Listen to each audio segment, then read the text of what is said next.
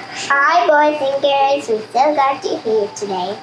Today, we are learning about the book of Ruth. That's right. Ruth is the 8th book of the Bible.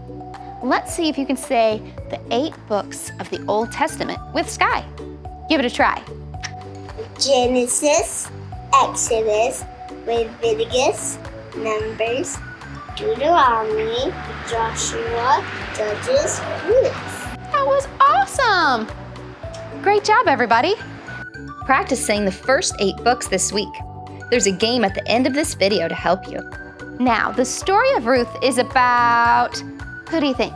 Ruth. Yeah, that's right. But the story doesn't begin with Ruth. It actually starts with an Israelite family. Wait, stop. Do you know what an Israelite is? No. Okay, boys and girls, let's talk about that for just a minute. What country are you from? America. That's right, America. And so you're called an American.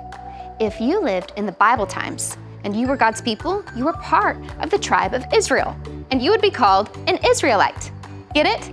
Skye, toss me that globe.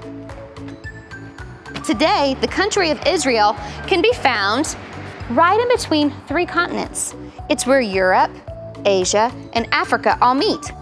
Right here. This is where Israel is. It's really far away from where we live in America. Americans, all the way over here, Israelites. Now, let's get back to the story.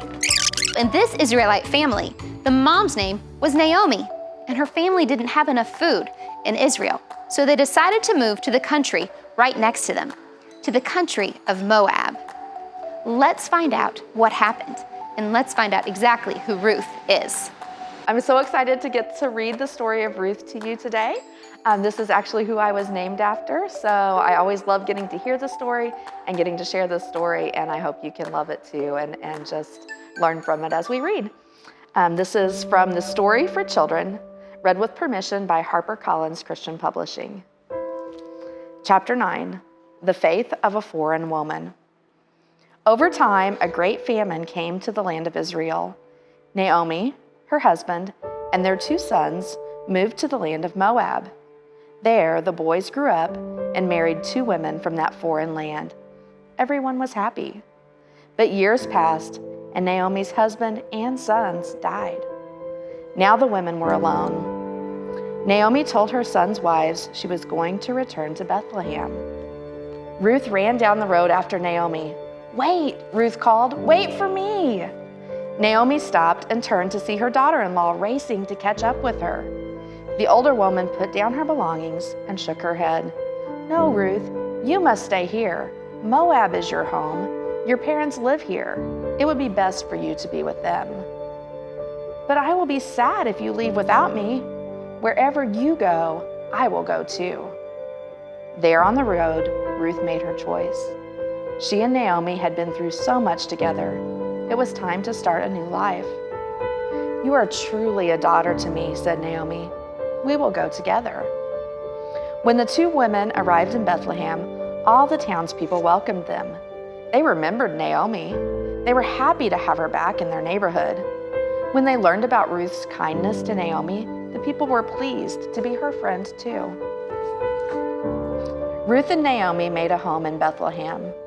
Even though they were very poor, they thanked God for providing for them. Each day, Ruth tried to find food for herself and Naomi. Her mother-in-law suggested she go into the fields owned by a rich man named Boaz. "He is my relative, so he will take care of us." Every day, Ruth went to the fields of Boaz. As the harvesters finished cutting the stalks of grain, Ruth followed them to gather what was left behind. One day, Boaz noticed Ruth. Boaz was a generous man. He told his workers to let Ruth gather as much grain as she wanted. He shared his lunch with her and sent home extra food for Naomi. Soon, Boaz and Ruth fell in love. Naomi was grateful to God that Ruth had found a good man to marry. After a while, Ruth and Boaz had a baby boy named Obed. Ruth and Naomi's sadness had turned to joy. Ruth was Naomi's daughter-in-law. She married Naomi's son. But when all of their family died, they were really sad. But They trusted God, they moved back to Israel, and they worked really hard and took care of each other. And in time, God gave them new family, and they were happy again. I really like this story. Alright, boys and girls, here's your Bible challenge. This challenge is for everyone. Remember the story? When Naomi and Ruth moved back to Israel, they were poor and they needed help. Well, we have poor right here in our town, and it's our turn to help. This week, your challenge is to bring in one thing to the outreach center here at the church. It could be a box of macaroni and cheese or a roll of paper towels.